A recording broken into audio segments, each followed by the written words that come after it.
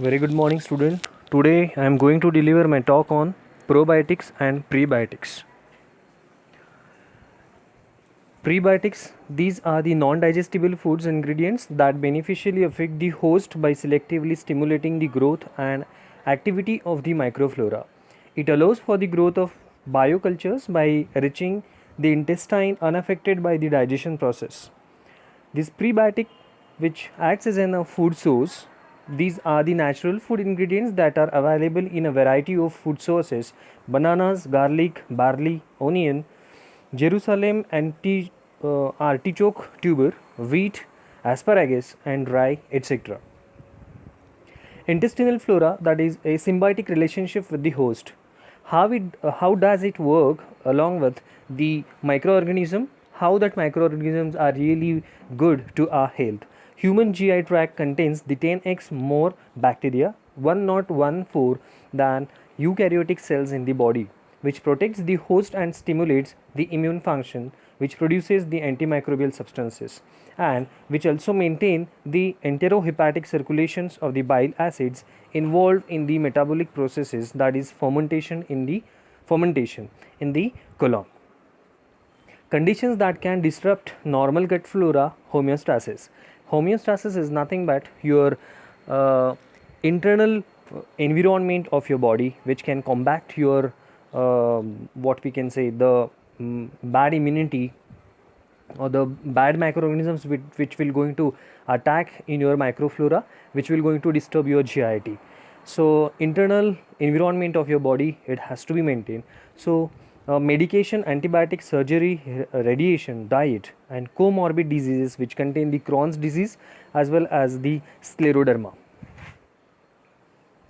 Examples of some prebiotics available are fructooligosaccharides, which is obtained from aca oligofructose. Then second one is isomalto-oligosaccharide, then xylo-oligosaccharide, inulin, fiber, oligomate, palatinose, pyrotextrine, and raphitilene. So these are the prebiotic by which one can maintain the homeostasis.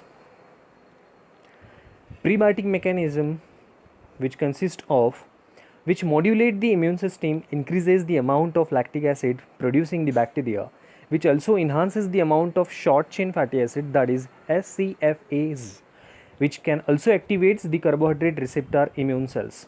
As far as the mechanism first is concerned, it is really going to provoke the absorption of vitamins and minerals. It also going to improve the digestion process, and simultaneously it enhances the protection against the harmful bacteria such as fungi and viruses.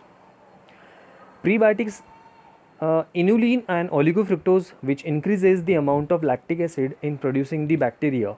Immune cells and the epithelia cells respond to this shift in the microflora, and again it also going to leads to the signaling of toll-like receptors that activate the secretion of pro-inflammatory cytokinins. These prebiotics bacteria, these due to the ingestion of these prebiotics or administration, you can say, into the body, which can increases the level of lactic acid, and thereby it will really going to increases the flora of your composition. Then it due to the enhancement of the flora composition, it will going to enhances the pro-inflammatory activities. Mechanism 2, which consists of when prebiotics such as inulin and oligofructose are supplemented, it increases the number of short chain fatty acids in the gut. Butyrated, for example, is beneficial for the immune system because it suppresses the lymphocyte proliferation and inhibits the cytokine production of certain lymphocytes, and also it induces the T lymphocytes apoptosis and activates the G protein coupled receptor. The probiotic, which can enhances the increase in the ligand concentration, which leads for the activation of the G protein coupled receptors, which has found on the leukocytes, and with this you will it will going to supplies the fuel to the immune cells, and by which with this fashion of this mechanism 1, 2 and 3, the body will going to combat all kind of the infections which has been arised by the different types of microorganisms or the pathogens, and it will going to help to build the immune system.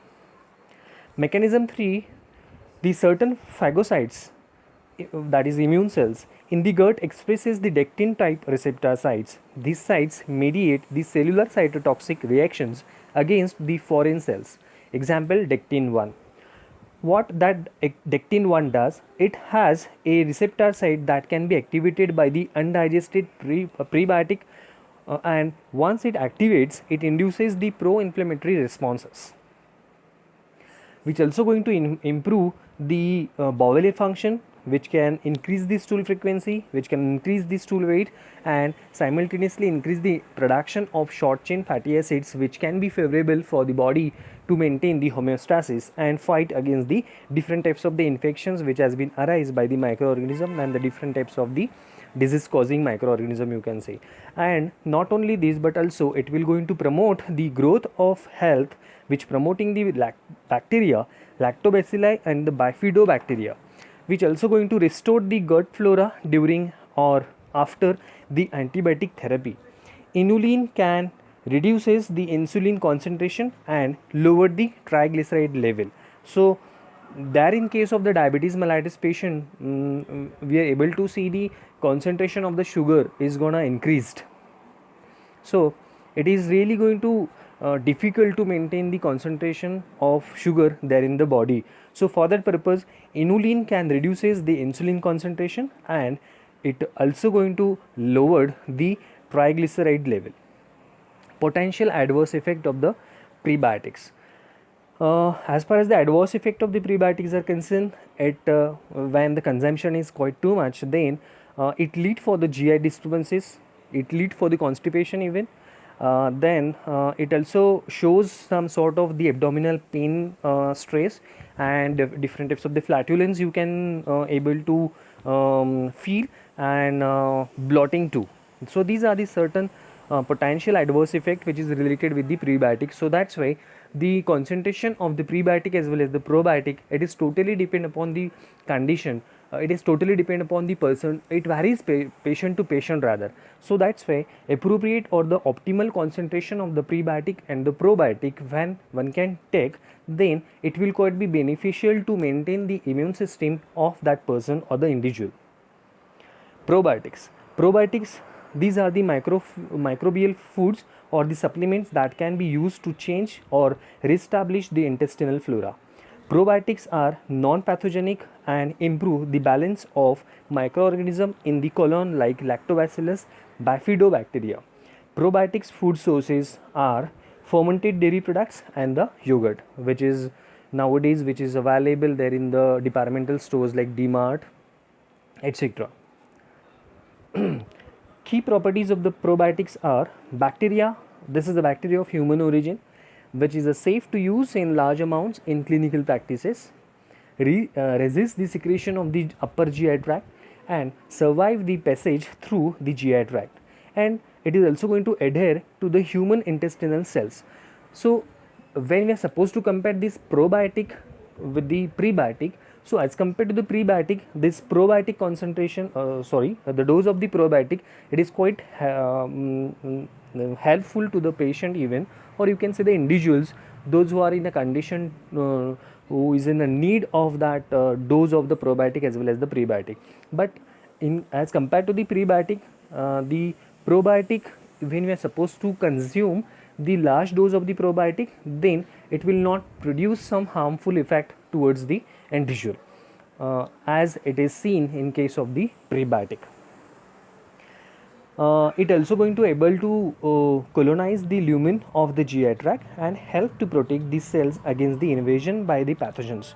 It also produce the antimicrobial substances like hydrogen peroxide, organic acids, and bacteriocins. They antagonize the carcinogenic and pathogenic flora too. So it can also going to provide you the protection towards the carcinoma, or you can say the carcinogenic effect of some substances or the toxins, if any, if there are any. Probiotics mechanism action is quite of a competitive type of inhibition. It lead for the protections towards the barrier, or you can say the barrier protection, immune effects, then anti-inflammatory effects. It shows. It produces various substances like enzyme, SCFA, and bactericidal agent. It shows its ability to alter the local pH and physiology. So that means it also going to helpful to reduce the acidity too. And not only this, but also it provides the nutrition to the colonocytes. Probiotics, that is as a competitive inhibition, how it perform its role as a competitive inhibitor. So it helps to restore the balance of good bacteria and bad bacteria. It also facilitates the growth of healthy bacteria, that is Bifidobacterium and Lactobacillus. And Bifidobacterium infantis inhibits the growth of Salmonella. Pre-treatment with the L. plantarum 299V inhibits the E. coli intestinal permeability, and B. infantis prevents the bacterial Salmonella translocation. Probiotics and the immune function. How the correlation of the probiotics and the immunity are there. So mononuclear cells incubated with the lactobacilli, which produces the highest level of the IFN gamma and TNF alpha and IL-1. Bifidobacterium suppress the pro-inflammatory mediators TNF alpha, IFN gamma, IL-12 in a murine model of IBD IL-10 knockout. In healthy volunteers, the alpha rhamnosus increase the phagocytic activity and NK tumor cell killing activity. Probiotic, which produces the other substances like intestinal bacteria, play a key role in the production of short chain fatty acids, that is SCFA, and butyric acid is the main fuel for the colonocytes. Probiotic having the impact on the local physiology. Examples are antibiotic associated diarrhea, which restores the resident flora, which increases the production of SCFA.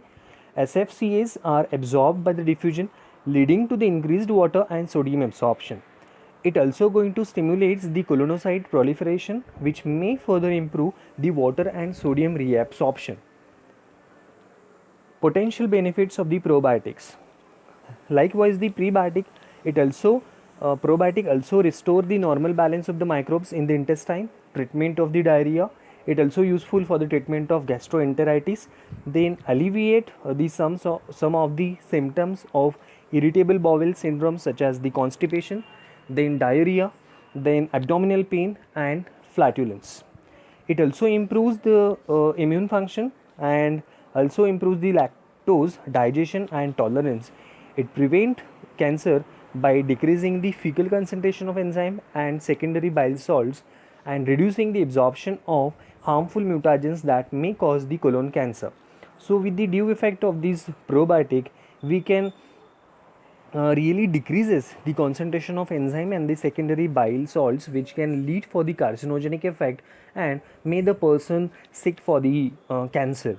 So with the appropriate administration of this probiotic, one can treat the carcinogenic patients too. Potential adverse effect of the probiotics are GI disturbances, constipation, abdominal pain, flatulence and bloating.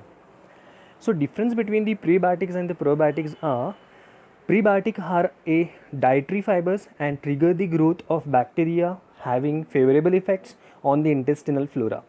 They remain intact throughout the digestive process and deliver healthy bacteria directly to the large intestine. Probiotic, however, are live microorganisms contained in a food we eat. Since probiotics do not stimulate the metabolic activity, they provide a different set of the benefits than the prebiotics. Both sets of the benefits are valuable for our health wellness and can act symbiotically to provide the numerous health benefits. In fact, the benefits of consuming both prebiotics and probiotics are so strong that symbiotic products, that is product in which both a probiotic and the prebiotic are recommended, which called as symbiotic products, and are being developed as functional foods. So this is all about the prebiotic and probiotic. Hope that presentation which quite helpful to you people to make a successful difference between the prebiotic and probiotic, its beneficial points as well as when the consumption is quite of more in amount, then what actually happened, so its effect upon the individual and how that effect will going to overcome. Okay, and how that probiotic and prebiotic which form the symbiotic association and symbiotic relations towards the body, and how it is going to be beneficial. Okay, thank you so much.